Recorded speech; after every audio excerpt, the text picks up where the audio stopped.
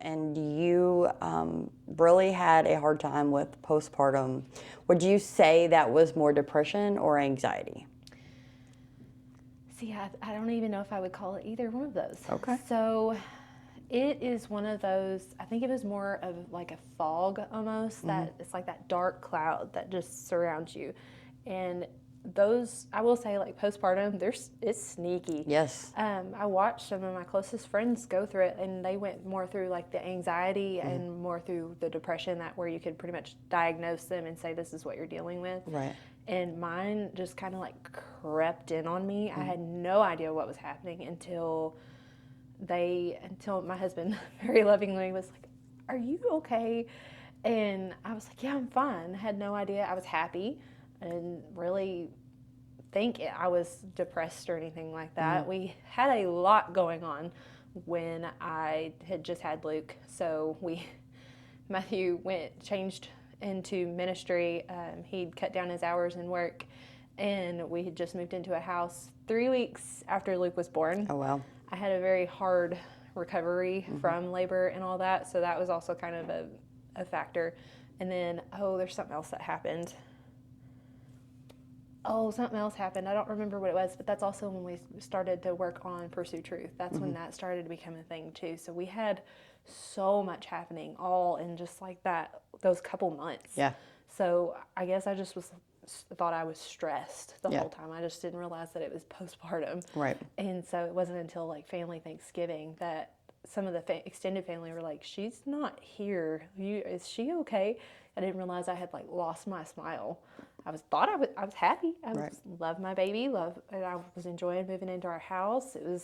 But I had no idea that it was like creeping up on me. It was like this dark fog that just kind of like, almost like I like shielded into myself and didn't let anybody else in.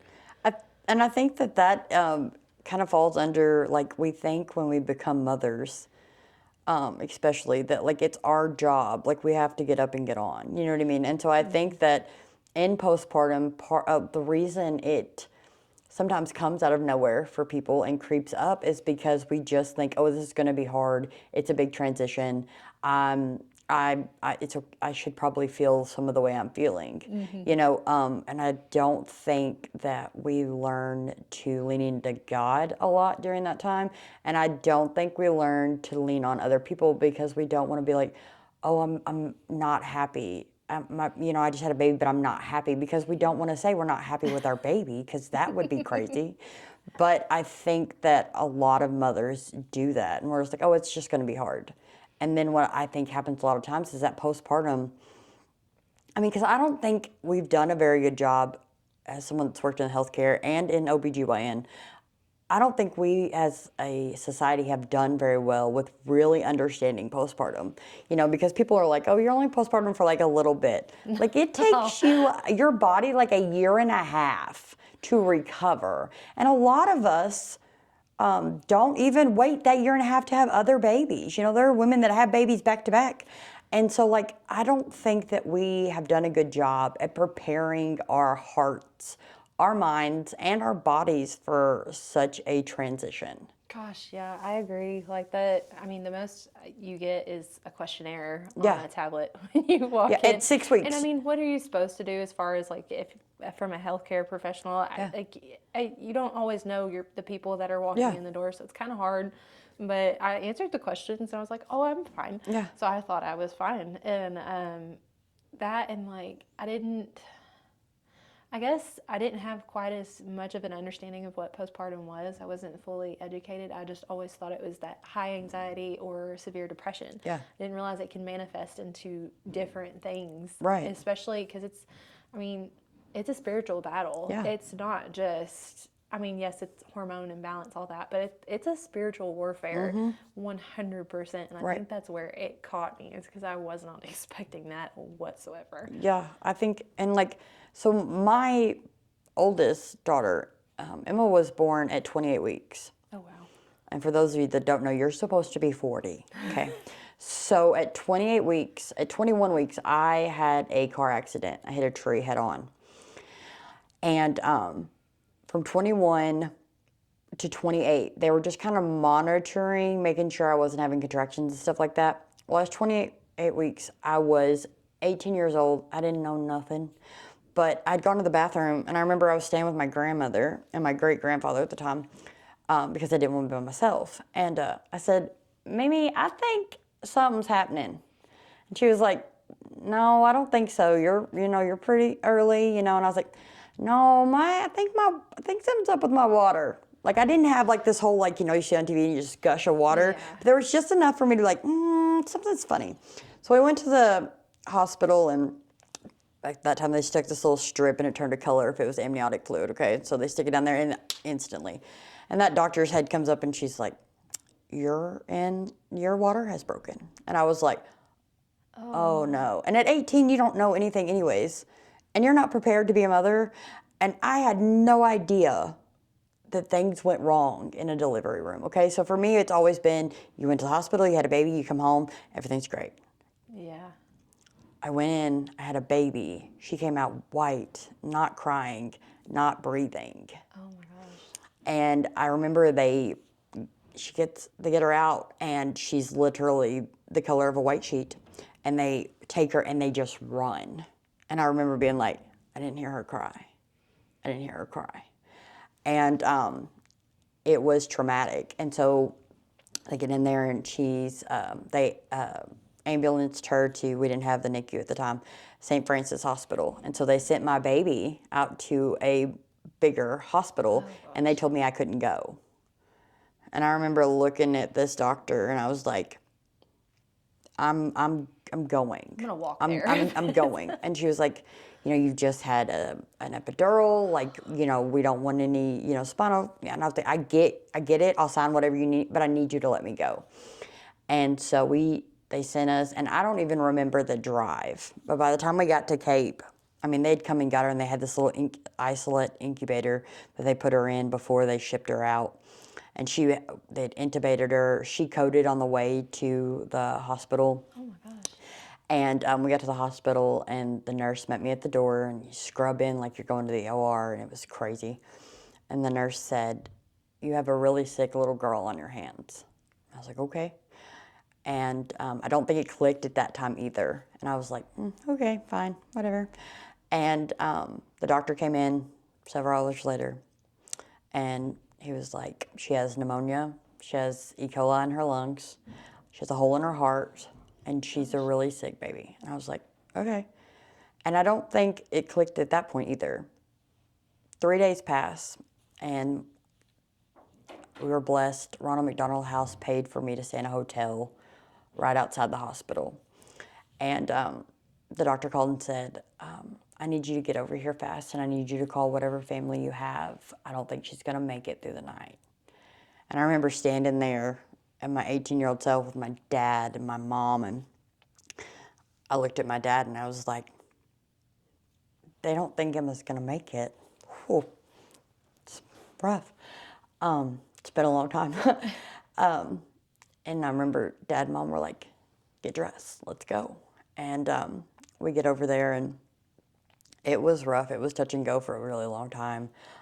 She coded a couple more times. They did CPR and epi and all the things. And they had her in the hospital she was there about 2 months after she was born, which was really good when you look at numbers and babies. She couldn't ride in a regular car seat. She didn't have the muscles in her neck to ride in a regular car seat. So I called it a Moses basket. But it was this long plastic thing, and it went from one end of the back seat to the middle of it.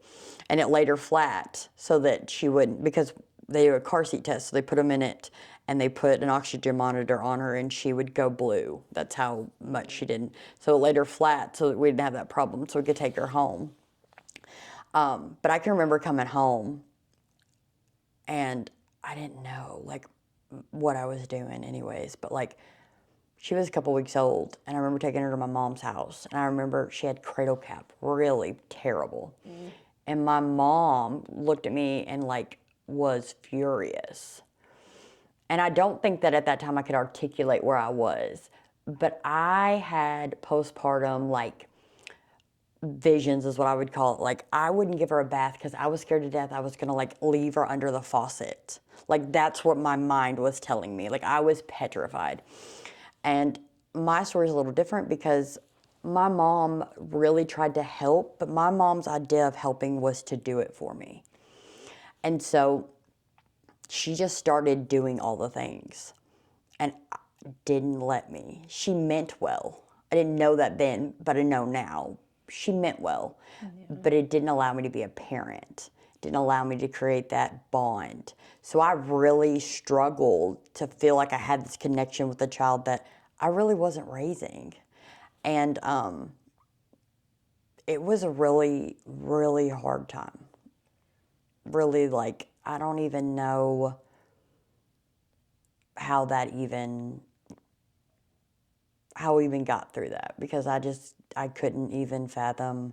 And then you have guilt because you're not taking care of this child. And then I'm not a confrontational person. So when I'd be like, Mom, I want my kid, my mom was trying to protect her and help me, but she was not letting me. And so I was angry.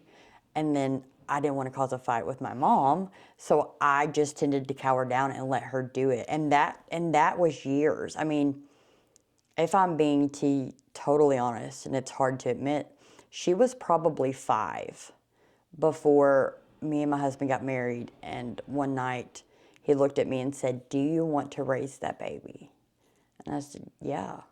And I can remember him standing on the front porch with my mom screaming, wanting to pick her up. And Corey was like, "Alicia, I love you, and I know you've meant well, but she wants to raise her daughter, and the only way to let them bond is if you let her do that for a little bit."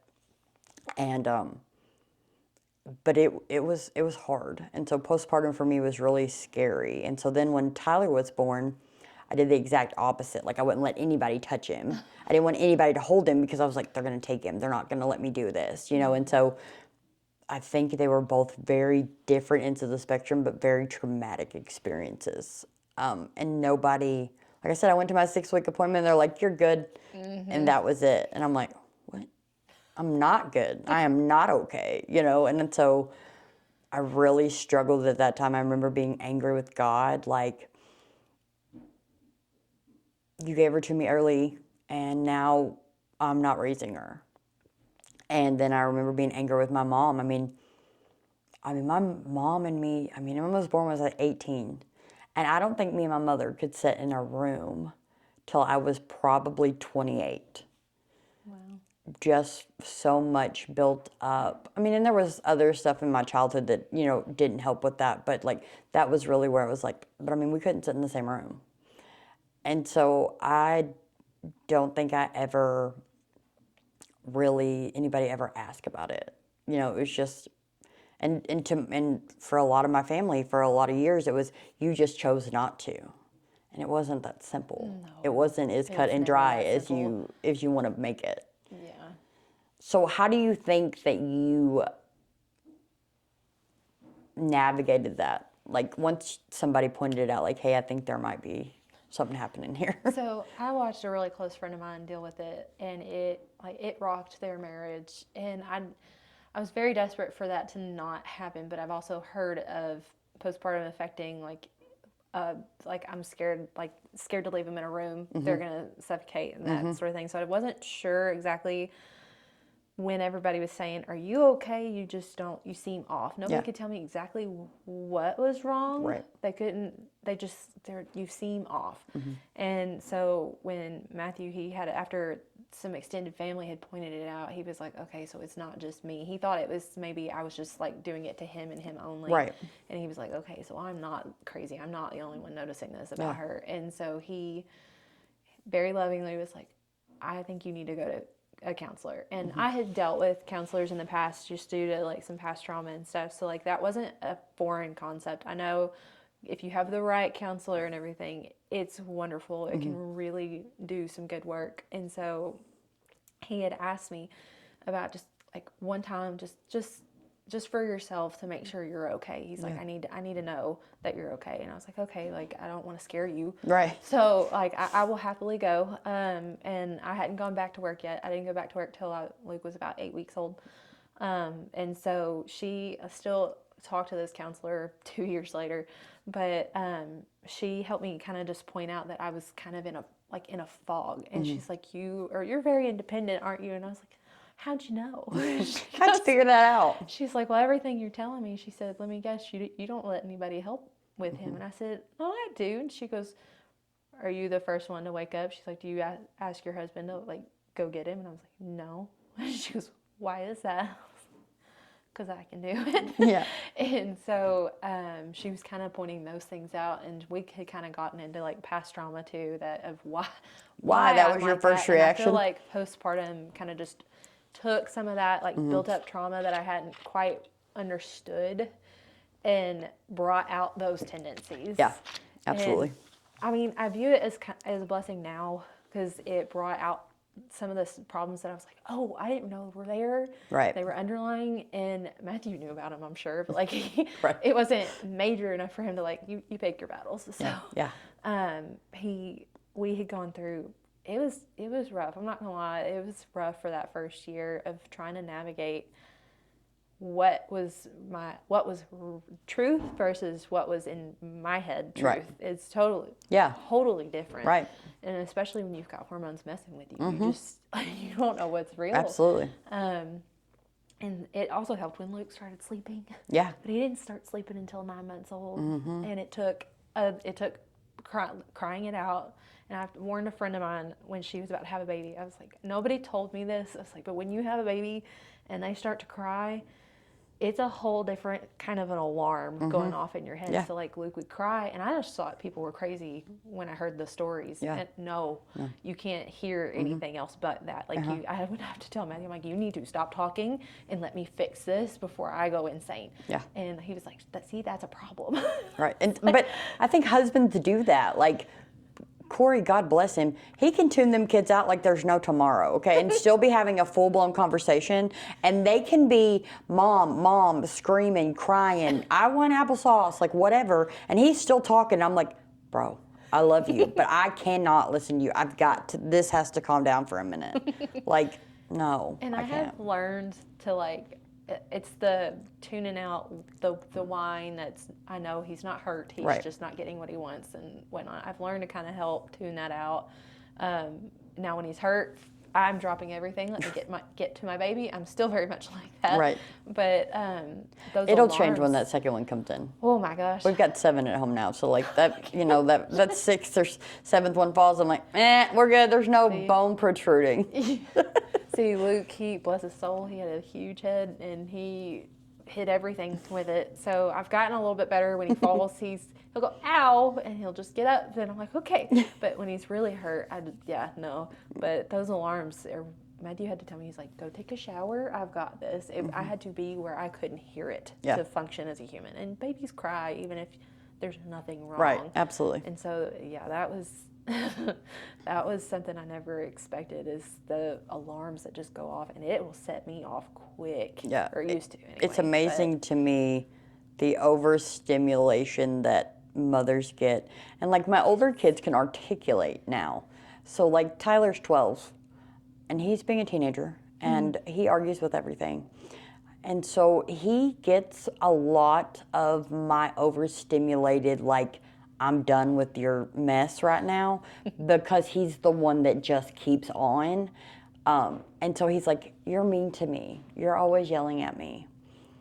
And while there's some truth to that, and it's hard to digest as a mom,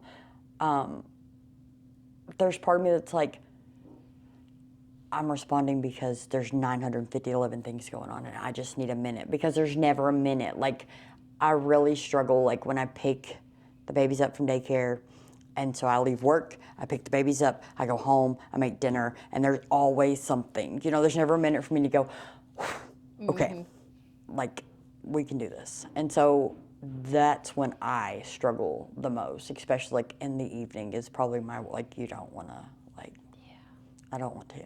Evenings are rough. Yeah, and then it was different. So we've got the privilege of loving on extra babies. And it has taught me so much, because like when we got these extra babies and we're loving them. I didn't birth these babies, so I don't know their cries. And so that was a that's gonna be whole weird. new dynamic, was figuring out what that was.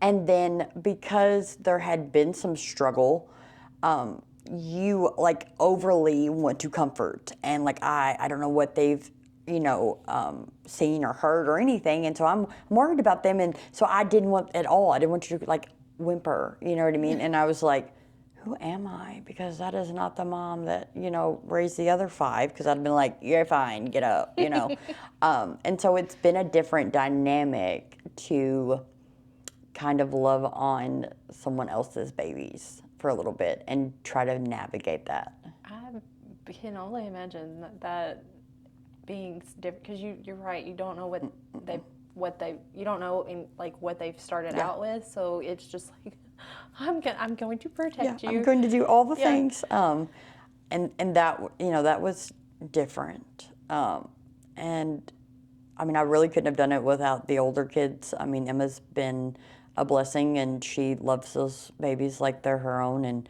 she will do whatever. And Tyler he'll come play for like 5 seconds, and then he wants to be like, raw. Tyler's enjoying not being the baby. He's really enjoyed, having somebody else to be like, you do it, So it's been fun, but it was challenging all in its own self. And that's what I think's important that we realize as mothers, that there's always a change. There's always a shift that's coming. And you shift from that newborn phase to that baby phase, and then you go from a baby to a toddler, and then you have your elementary years, and then those middle school years, and then like we're at the tail end of some high school years.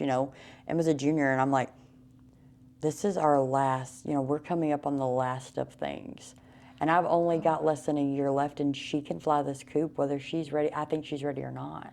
Oh gosh. And so I don't think we as mothers realize how important that is.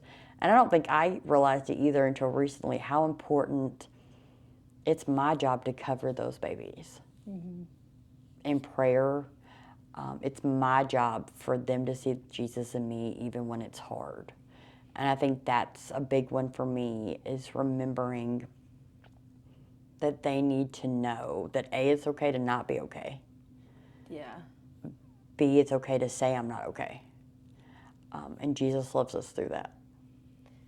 Yeah, with this second baby on the way, because I've postpartum, I don't want to do, it was bad enough that what I did with Matthew and put him through, and I've told Matthew, I was like, I don't want to put Luke through that. I was like, at least Matthew he's an adult, he can understand what I'm dealing with. Luke's 2. Right. He's not going to understand if I'm extra snippy or if I start to withdraw. He's not going to understand that. He just wants mom. Yeah.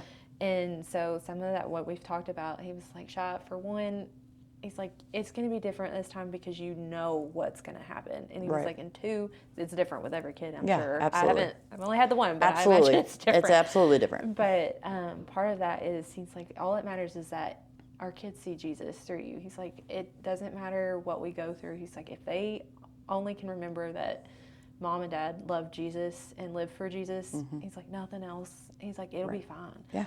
And so that's something I cling to, is even because parents are not perfect. We No, all fail. absolutely not. It's like, but I want to be remembered as like, mom loved Jesus, and because of that, they're able to go out in that scary world one day and not struggle as much because, oh well, that's what we've always done. We've always prayed about it. Right. Like, I want them to know that to so much in their core that it's a habit before they ever get out in the world. Yeah. And so that does bring me comfort.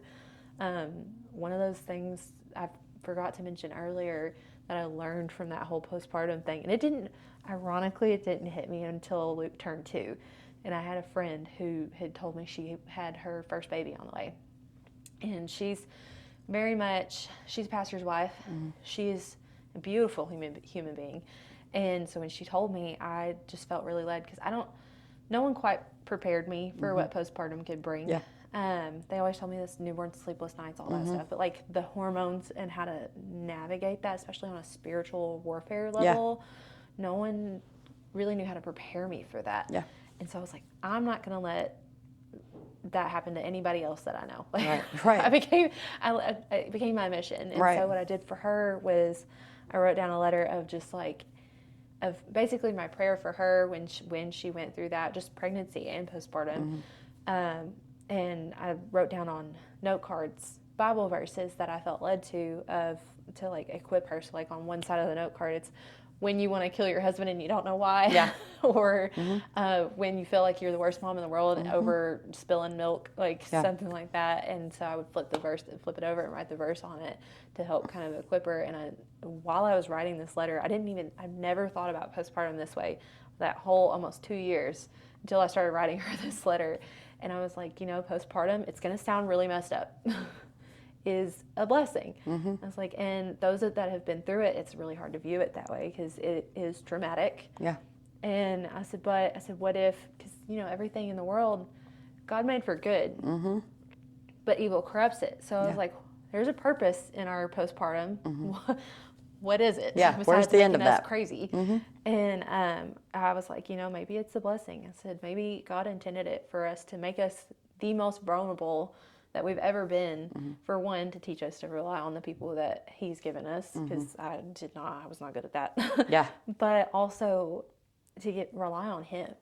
If everything's running smoothly and all is perfect, I don't need to cry out. Yeah, exactly. And so being a mom, I would argue, is like the most important job I have ever been given. And I don't want to mess that up, but my job is to support that baby, help them, nurture them, and lead them to Christ. And so I feel like God intended it to break us down, make us vulnerable so that we can go to Him and He can teach us before we have to start teaching these little babies. Yeah, absolutely. And I wish I had had that take when I was going through that instead of just closing off. I feel like if I had just learned, okay, this is hard, but God's going to get me through it. And he gave me people in my life to support me through it. I wish I would have done that. And it really didn't start helping. Like I didn't start to like get out of that fog until Matthew. I was fully feeding Luke for like that full year. And at work, 20 minutes plugged into a wall. I got nothing to do. I was scrolling through TikTok, which is not good for the soul. Yeah, not productive. Not at all. He was like, why don't you start reading your Bible instead? And I was just like, I'm tired. Right. But he had a good point. And that is some of my most treasured prayer time is being plugged into a wall and having literally nothing else that I'm able to do. Right. And so that's when it started to kind of like that fog started to lift, is because I finally stopped relying on myself and my independence and I can do this, and started saying, okay, Lord, what can you teach me through this? Right. And so I feel like that helped a lot, and I'm hoping this next time around I can actually go into that with that mentality of, okay, Lord, what are you going to teach me in this vulnerability? Yeah. So yeah, we'll see. I think it's great. And I think you always do better when you have an idea of where you've been. It's always easier to do something you've done. But like I said, every baby's different. Every birth is different. Every postpartum is different. So I think that in all of that, always ask, God, what am I going to learn through this?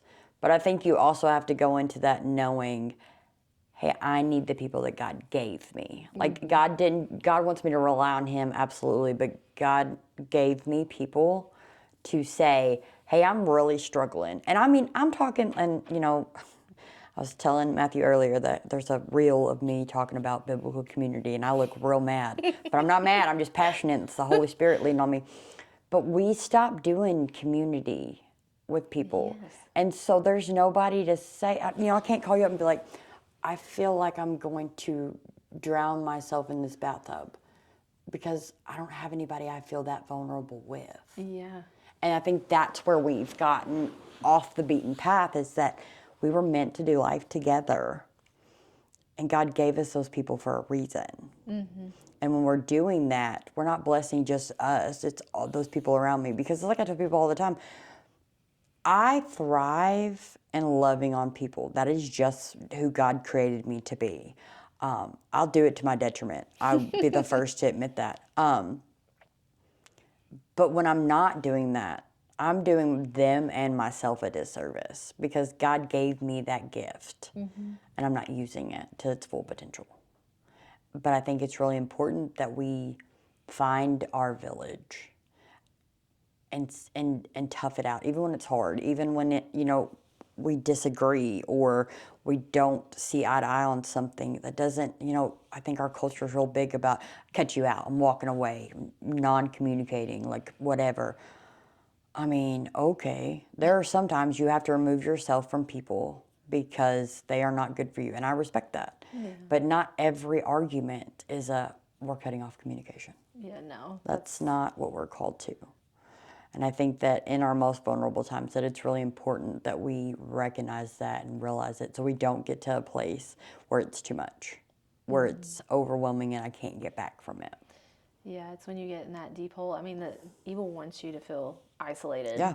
And not use that village. And I've been very blessed. Matthew's family, they're wonderful. They're angels. And my mother-in-law, she really pursued me. And it's not just my mother-in-law. I'm just using her as an example. But she really pursued me when she noticed something was not right. And of course, Matthew and her have a close relationship. So he was talking to her about what was going on too. And she was very intentional with me of, hey, are you okay? Hey, how can I help? And like constantly checking on me. And when Matthew was working with Idols Aside, like on weekends, because I mean, Matthew had to go to work a week after I had a C-section. Right. And so she was very intentional about being there and making sure I was well taken care of. And I mean, it was everybody in the family, but she's also one she's going to call you out. Yeah. And so I can't lie to her. She's going to know.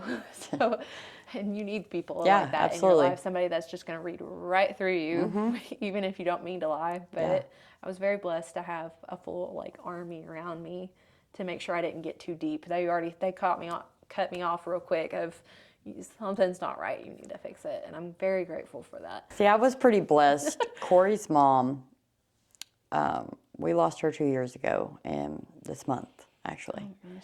Oh, And she was a firecracker, okay? She said whatever came to her mind, whether it was going to hurt your feelings or not. And when she was mad or hurt, she would cut your throat, but she loved me fiercely. She taught me I can love other people's babies because of the way she loved. And people didn't get that. We had our fights and stuff, and my mom for a long time was angry because we got in a fight, and she was like, she was mean to you, so I can't like her. And I was like, she was mean to me, and I can like her. You're fine, but that's my mom, and I get it. But like the relationship I had with her, I was blessed beyond measure, and I will never take that for granted because I know a lot of people don't get that. But I could walk into that room and be like, your son is being an absolute butt, and I am tired of this. And she'd walk up there and be like, what are you doing? And then she'd look at me and she'd be like, now you, on the other hand, need to quit chasing him when you're mad. Let him go be mad, and then you all come back and talk about it. Stop it. She was very much call either side out, and so like that was good for me. She very much encouraged me to fix my relationship with my mother. She said, look, we're all dumb and we all make stupid mistakes. And sometimes we think we're helping our kids and we're not. yeah. And that was big for me because everybody always said they hated their mother-in-law, and I was like, oh gosh, I don't want to do that. But she was like my best friend. Like literally when my dad died 9 years ago in January. And so that was rough. But losing my mother-in-law was tougher because she was part of my everyday. My dad wasn't. Yeah. And that was hard, and she was a real good support. I could be honest. I could be vulnerable. I could tell her all the things, and there was no judgment about that. And that's why I say all the time, like, I think for me it's been hard with doing community is because I don't have anybody. I do have a best friend that will tell me like it is, don't get me wrong, but like mine and her relationship was just different. It's different. And so I lost that when she passed. And so it's been harder for me. I haven't gone to find a community. So when I'm upset about doing it's partly calling myself out for it because I know that I'm not all the way where I should be either. And so I struggle with the community thing because I tend to worry about everybody else. Yep. And I'm very much, Matthew and I have always brought people into our home. Like I probably shouldn't say this on the internet. Our door is usually unlocked, especially for home. Yep. But and it's just come on in. Like my dogs will bark and panic if you do knock. That's just our door is always open. We have had more people live with us than is normal. And I'm not talking just the children. I've had grown adults live in my home, like when they needed a place to stay while they were transitioning, like whatever, and we loved them fiercely, and then they left, or whatever the case may be. Like, but that's, just the way, and, my mother-in-law is what she always used to say. She'd say she only had 2 kids that she birthed, but altogether there's like 6 of them. And she always told us that the only blood that mattered was Jesus Christ. That's beautiful. And she meant that, and she loved like that. And so that's why I'm like, we should probably be living life a little better, because you don't get that. You don't get that just anywhere. And I can see kind of like the fruit of that mentality, because Julie's very much the same way. Mm-hmm. And you see that in her kids, like all 3 of them. Yeah. They are just beautiful people in so many different ways. And like, I know I can call Matthew's sisters and say, oh, I need help. And they are going to be right there. Yeah. Now I have to be humble enough to actually ask for that. And they know better. They tend to check on me. but it's that, like, because I've been burned before, not by them, but like just in my family experience, I've been burned before, so I don't open up, and I don't give those people the opportunity to love me. Right. And like you said, you're doing yourself a disservice and those other people if you don't let them love you, and vice versa. Right. And so I very much feel that, and that's like where I think the community struggles, because we're told to just handle it. Yeah, we're totally, especially as women and wives and mothers, like it's our responsibility. This falls on you. And while that's true, and I think I feel it a little harder because my husband is out of town for work 3 weeks out of the month sometimes. So there's a lot of solo parenting in that. And so I feel like I've got to figure it out. So even when he is home, I won't be like, hey, we go do that, for many of reasons. Like, well, for one, it's supposed to be my job, and for 2, you've just been gone working for 3 solid weeks, and I shouldn't wake you up to get up with it. But that's not true. No. That's his job, is to support me as well. I'm not just the only one that's supposed to support. Yeah, I tend to be Miss Independent. Yep. When Matthew goes out of town, especially in the summers, like this summer, I think he'll be gone for 10 days in Uganda, home for 4 days, gone to camp for 5 days, home for 4 days. And then we'll have like our family vacation and whatnot. But like there's going to be a stretch where he's barely home. And goodness, pray for me. I'm going to be like 20-something weeks pregnant by that point. But when he goes out of town a lot, I'm used to running the house, and by the time he comes back, I'm all Miss Independent. I don't need help, and you mess up my schedule. You come in here and act a ruckus with these kids and play with them like you're supposed to, but I'm ready to put them to bed because I need 5 minutes to breathe or to take a shower. Okay, I need you to stop. That's my big thing, is you come in here and you mess up our schedule. So like I have a problem. Like when he comes back, he's doing what he's supposed to. He's trying to be the man and the husband he's called to be. Yeah. And I'm like, no, I've been doing this. It's fine. Yeah, it's fine. Get out of the way. Like, oh my, that's not how it's supposed to work.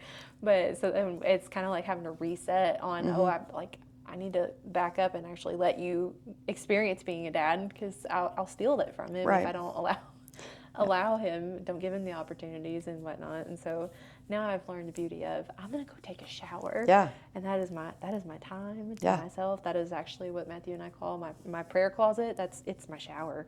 And so he knows if I'm ever struggling, he's like, just go take a shower. No, I come out a whole new person. I have older kids that bring in the babies to stand at the shower, and I'm like, can I just take a shower in peace, guys? Like 5 minutes. Like, I'm not a long showerer, okay? Because I do everything really fast because there's 95 kids all the time. So, like, I can take a shower in like 10 minutes, and we've washed our hair and we're ready to go. But you can't even give me 10 minutes to not have somebody knocking on the door going, Mom, Mom. And I'm talking like my 17-year-old daughter. I'm like, really? Like, I love you, but can just 5 minutes? But I do want to tell you that with this next one coming, it's a whole nother shift. It's a whole nother shift to dynamics change. Luke's gonna struggle with the change, and you're not gonna have the ability to fix it all. Mm-hmm. And so I want you to be ready to say, hey, I need help, or hey, I need a moment to, in whatever capacity that is. A friend, Matthew, your mother-in-law, like whatever. It's a lot harder when you transition those kids in, especially when they've had time by themselves. Yeah. And so, and that doesn't make you a bad mom or Luke just being demanding. It's just a shift. And it's a lot harder to transition that other child in than it was to bring a new baby home. That's what I've been told, yeah. And it's beautiful, and there will be moments that your heart will explode because Luke's going to come over there and love on that baby, and then he's going to knock the baby upside the head. And you're going to be like, how can I love something so big and then want to karate chop him at the same time? But it's beauty in it, and there's beauty in that brokenness. There's beauty in the, I'm overwhelmed and I need a minute. But I think it's really important that you remember to ask for help before you get to that point, and that you remember that there's nothing wrong with taking care of you, because you can't take care of them if your cup's empty. Exactly.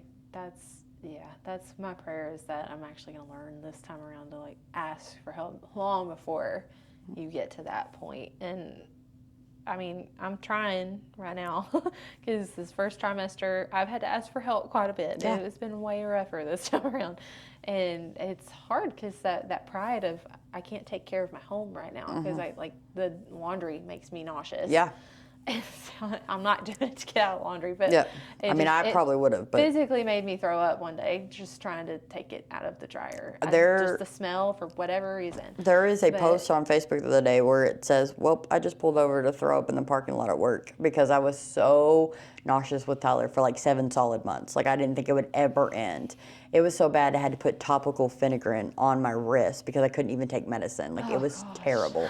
But like, it was, yeah, but yes, I completely. But I think I would suggest to you to find something, and maybe not every day, maybe you can't accomplish that every day, but like you set us up something that you do by yourself, and either Matthew does that or your mother-in-law comes in or y'all rotate or whatever. But I think it's really important because I think we as moms forget ourselves. And like I said, you can't pour from an empty cup. Exactly. And they need their mom. They do, yeah. Yeah, I'm gonna have to find that thing. Right now it's my showers. My showers are like, that's my time. Right, and that occasionally Luke will come in and knock, and he just wants to stand there.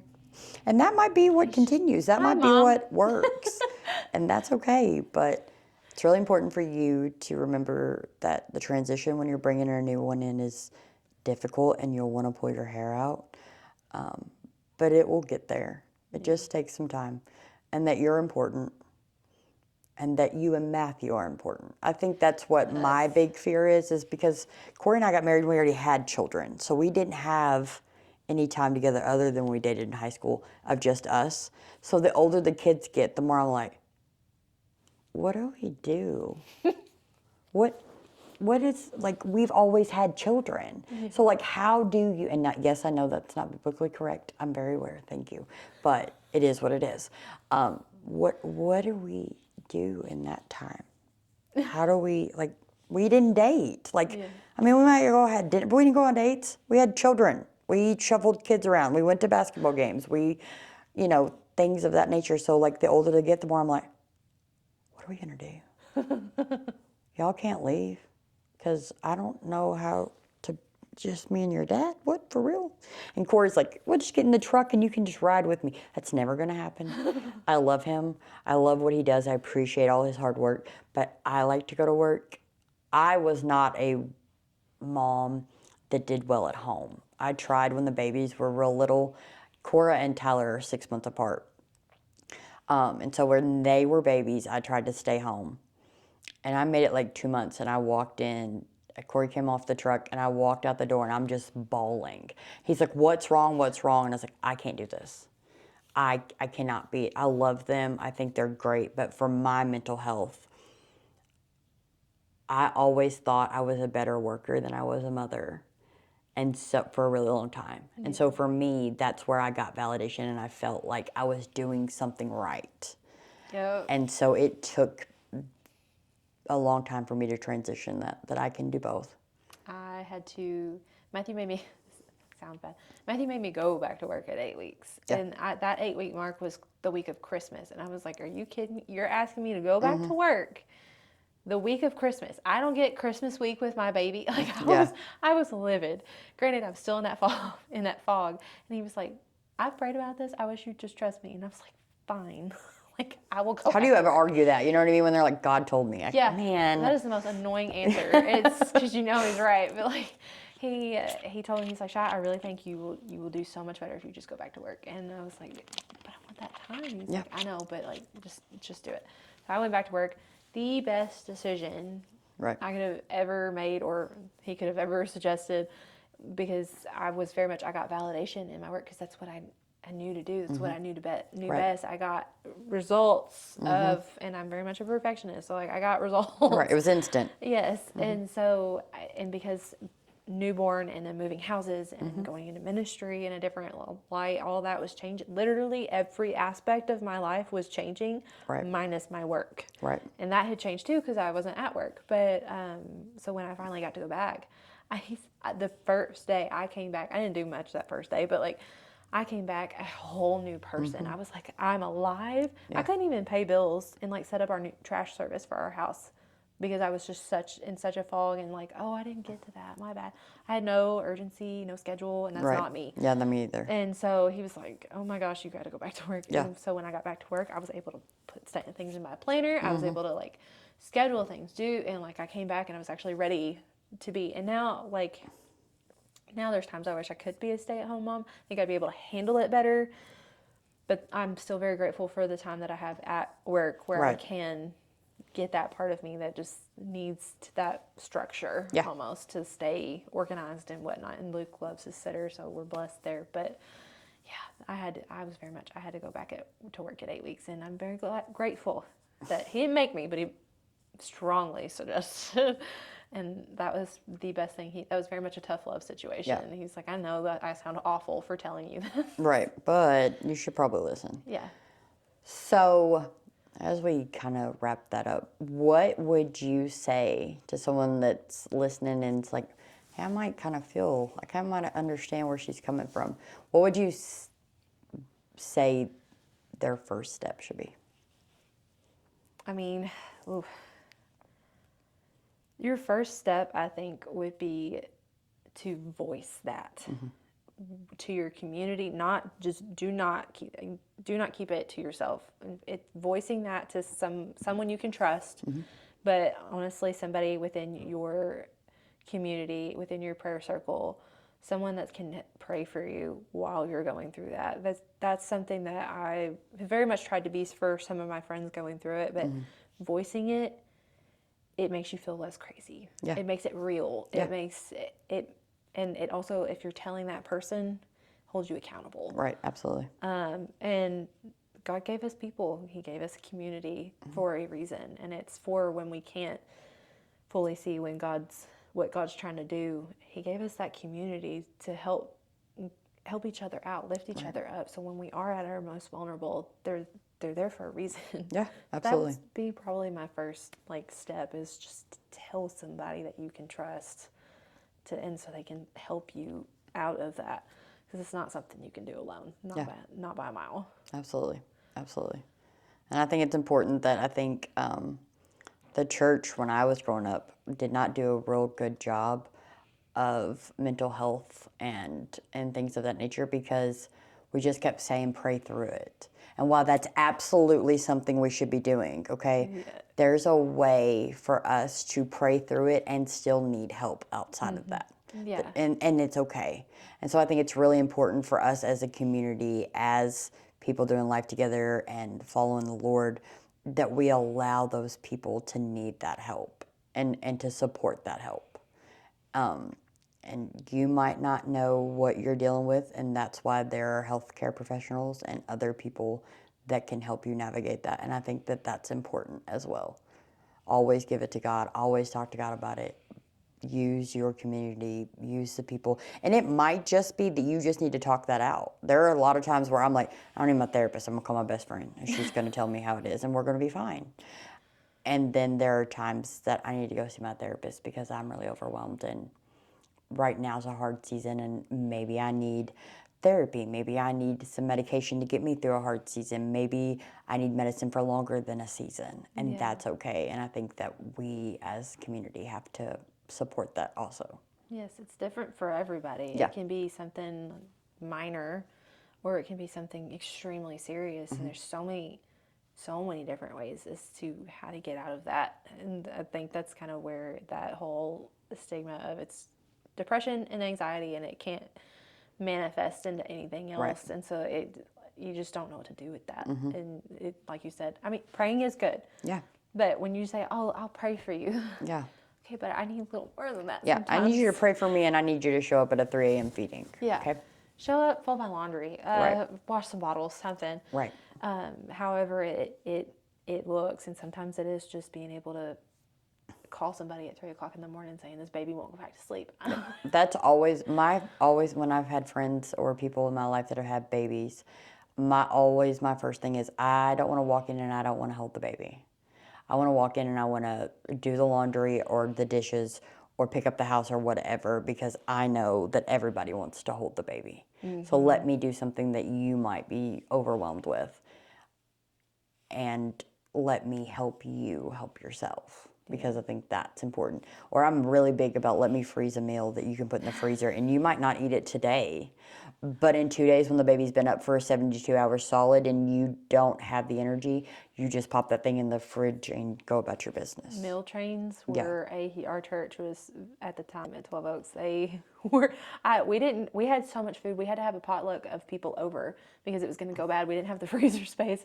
But we were so blessed in that aspect because Matthew had to go back to work and a week later he was the chef. I'm starting to learn to cook, but he was the chef. But when I came back home from the hospital, I had such a hard recovery. I couldn't stand up. Yeah.